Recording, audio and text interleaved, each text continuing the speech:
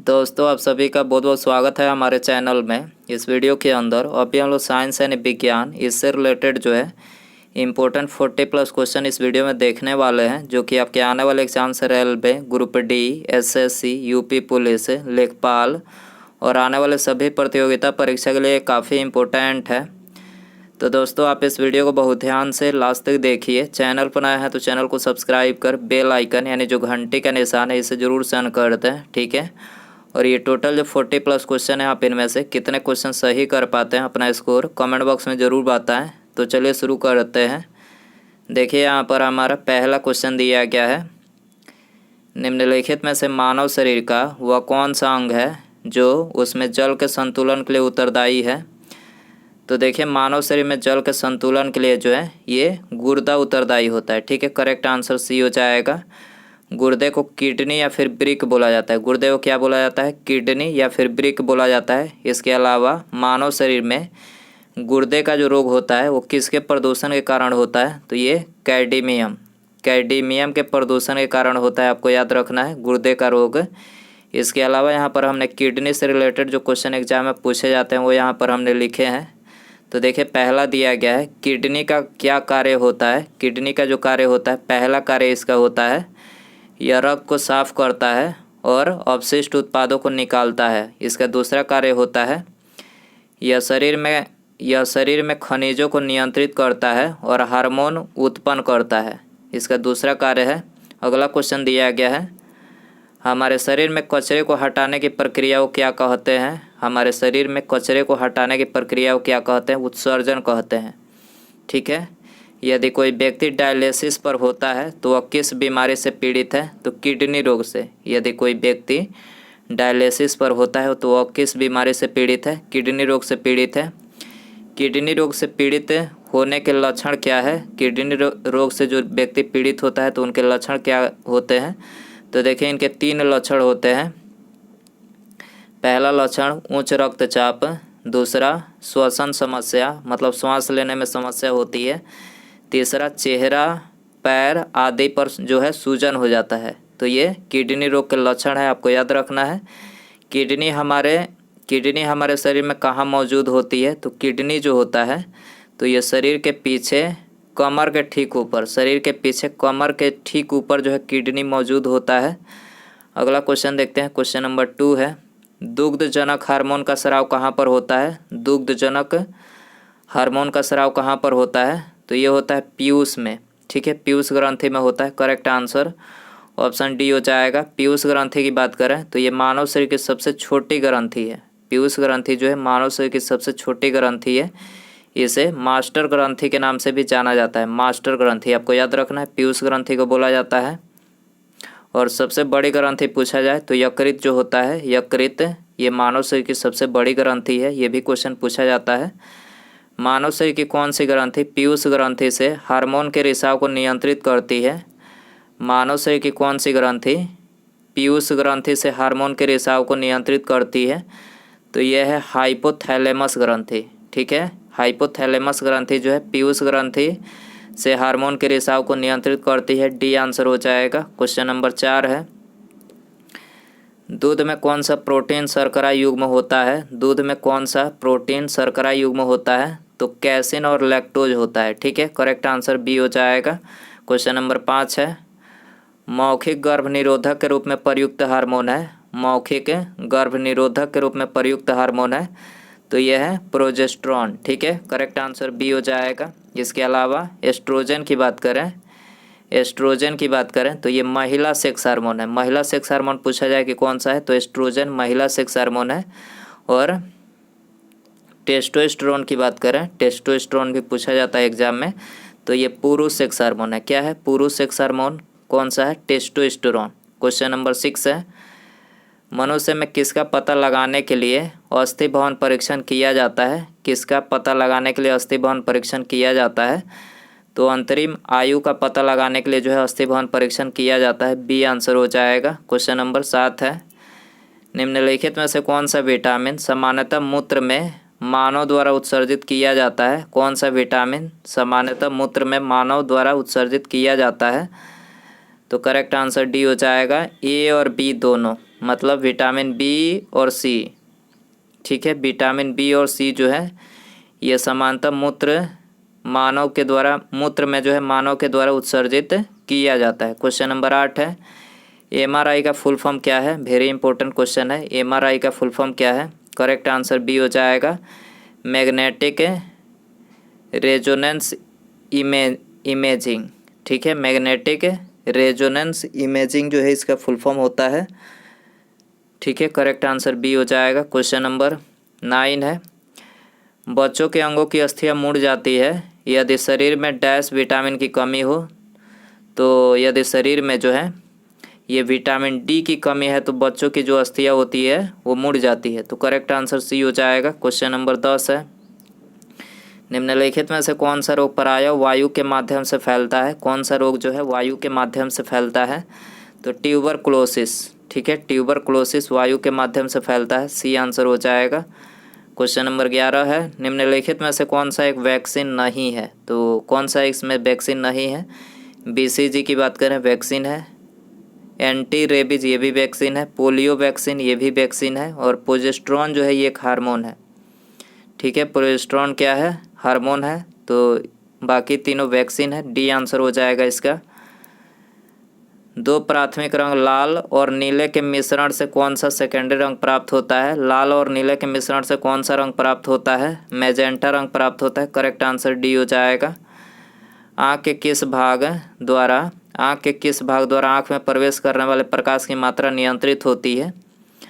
तो आँख में प्रवेश करने वाले प्रकाश की मात्रा जो है किसके द्वारा नियंत्रित होती है? आइरिस के द्वारा।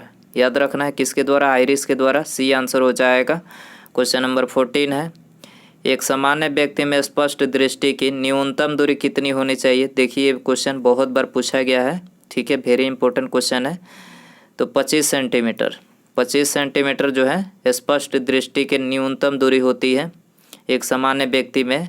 तो आंसर हो जाएगा, आंसर क्या हो जाएगा? ऑप्शन बी हो जाएगा। दोस्तों यदि आपको वीडियो पसंद आ रहा है तो प्लीज़ वीडियो को लाइक करें, अपने दोस्तों में शेयर करें, और चैनल पर आया है तो चैनल को सब्सक्राइब जरूर करें। सब्सक्राइब करने के बाद बेल आइकन जो है ऑल नोटिफिकेशन पर प्रेस कर दें, ताकि जब भी मैं कोई न्यू वीडियो अपलोड करूं उसका नोटिफिकेशन जो है आपको मिल सके। तो सब्सक्राइब करने के बाद ऑल नोटिफिकेशन ऑन रखें।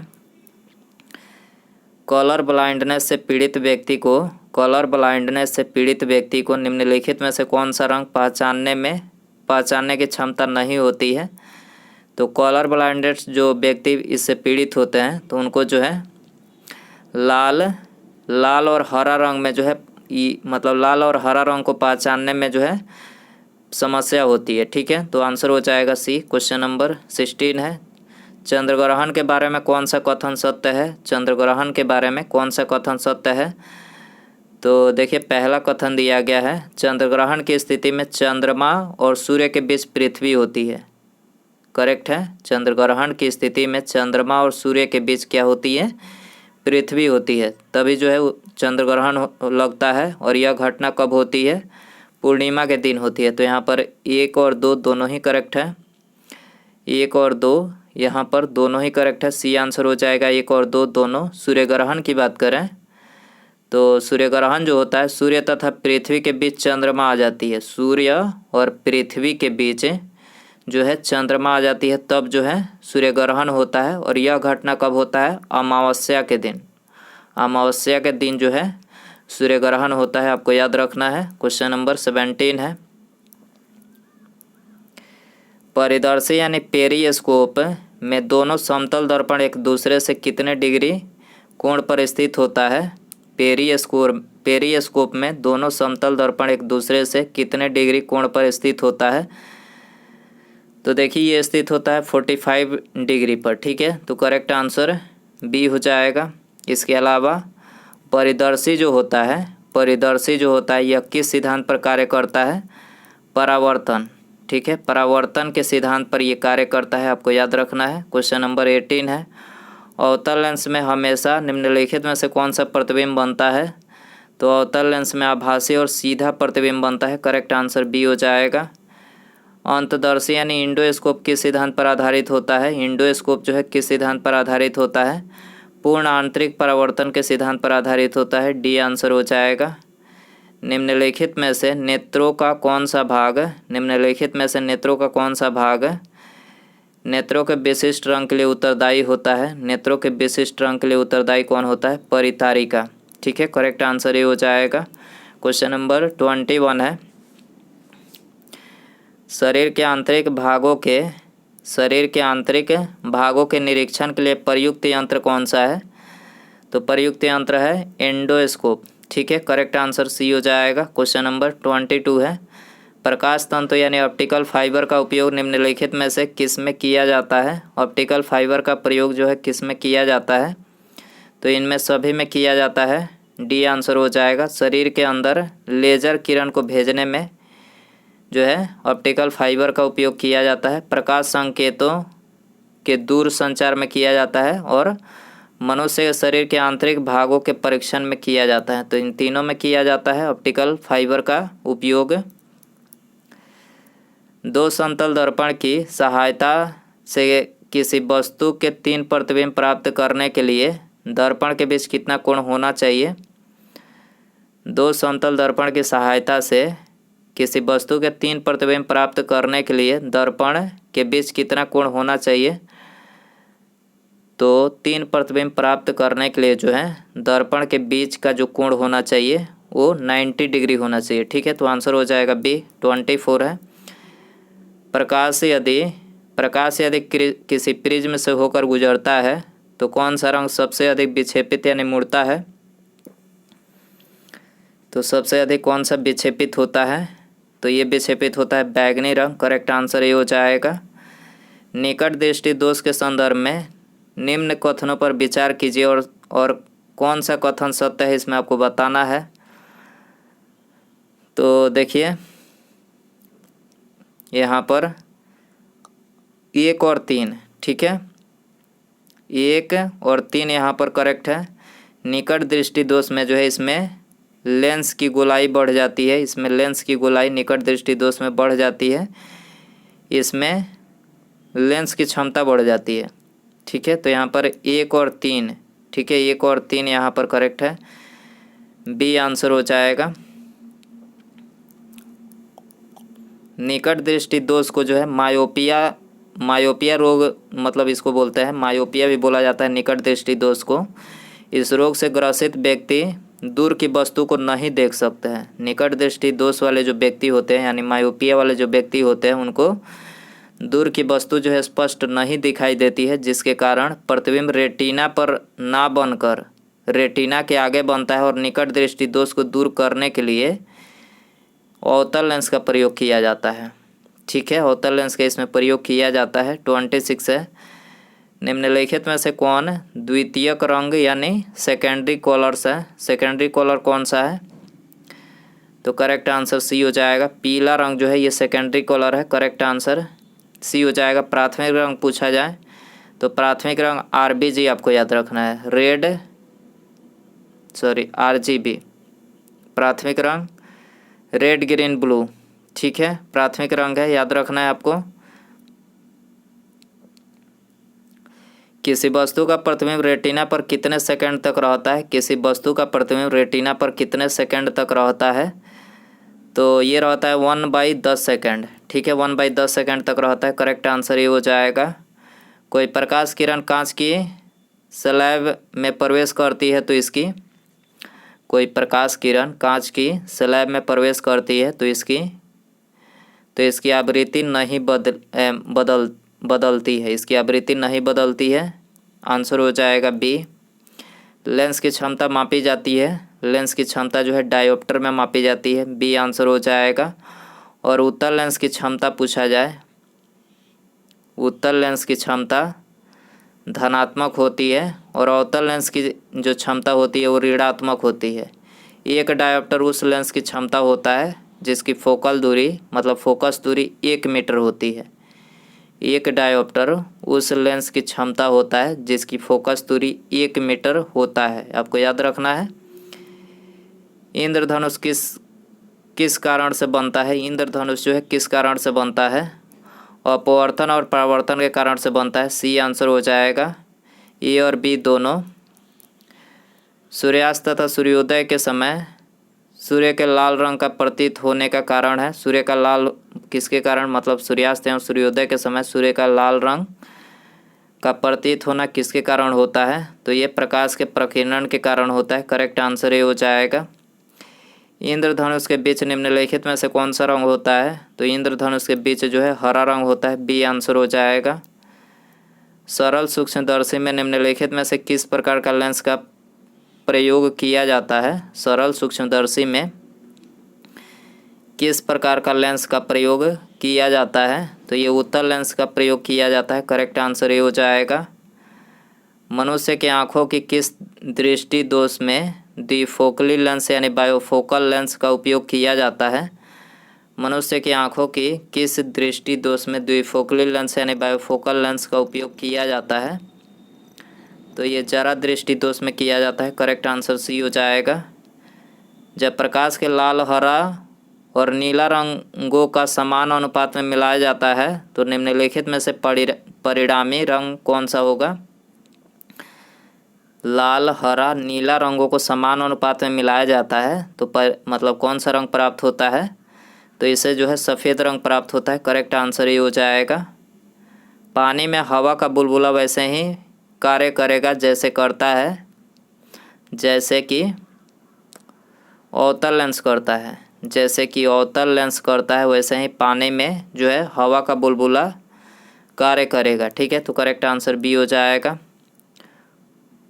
उत्तल या अवतल दर्पण के मध्य बिंदु कहलाती है। उत्तल या अवतल दर्पण के मध्य बिंदु जो होती है वो क्या कहलाती है, ध्रुव कहलाती है। ठीक है, सी आंसर हो जाएगा।